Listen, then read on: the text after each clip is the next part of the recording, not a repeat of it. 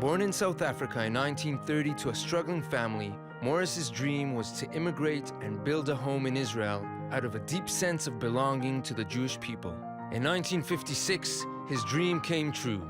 He and his family settled in Bet Yanai. His vision and motivation, combined with an extraordinary business prowess, led him in 1968 to the great turning point in his life, the launch of Yellow Pages with the American company ITT. My relationship with the United States began quite by chance. There was a tender for the Yellow Pages in Israel, and ITT, which was then the biggest conglomerate in the world, under Harold Janine, actually participated in this tender. When they lost the tender, I felt that some injustice had been done, and I discovered that this tender was really tailored for somebody else. And I began to work to get the tender reviewed. And on review, the tender was awarded to ITT. And they asked me, so why did you do it? And I said, because I felt that there was an injustice. You have the right to do business in my country. And I refused to take anything, which they found completely strange. And then they asked me if I would like to manage the Yellow Pages. And I became the manager. And shortly after that, they came to me with a problem. They were participating in a tender, a telecommunications tender in Saudi Arabia. And they had to give an affidavit that they had no business in Israel. So I said, I understand your problem, and I will try and help you, which I did. I bought the company from them. And I became the owner of the Yellow Pages. In developing a software system for the Yellow Pages, which migrated into a billing system, we actually participated in a show in San Francisco, which was seen by somebody from Southwest Bowl.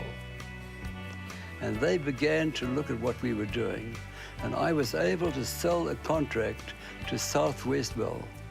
Now, they were doing $500 million a year in Yellow Pages. And eventually, Ed Whitaker, who became the CEO of Southwest Bowl, became the CEO of AT&T, the biggest telephone company in the world. And they were our partners. And this partnership was really the basis of our success in developing Amdocs. Mouris believes that the secret to success is the ability to build honest and good relationships. The key to prosperity lies in selecting partners that share your values, he says. This vision led him to numerous partnerships, AT&T, AIG, and others. He always valued his partnerships above all. I can say that my success is the result of two things.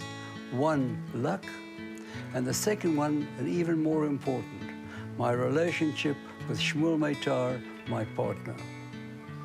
He has contributed to our success. Together, we have done a tremendous amount. On my own, I could not have done it. His innovation and creativity always resulted in projects unlike anything seen before.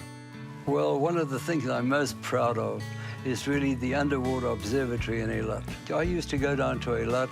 We used to swim, snorkel, and dive. And one day I had a diving accident, and I burst an eardrum. But for that holiday, I couldn't swim, and I couldn't dive. And I realized that there are a lot of people who don't see this beautiful underwater nature that we have. And I developed an idea and a concept of how to get people underwater, and I built the Underwater Observatory. And it turned out to be an amazing success, both in terms of opening up the underwater to a whole lot of people, and also financially it was a success. It is little known that he is one of the most generous philanthropists in Israel. Mouris initiated, established, and supports over 150 enterprises and organizations. You're telling me that where I am, I could probably just goof off and just enjoy life. The truth of the matter is that I really enjoy what I'm doing. My passion for philanthropic work comes from the joy and satisfaction that it gives me. So really, you might even say it's selfish. I do it because it pleases me.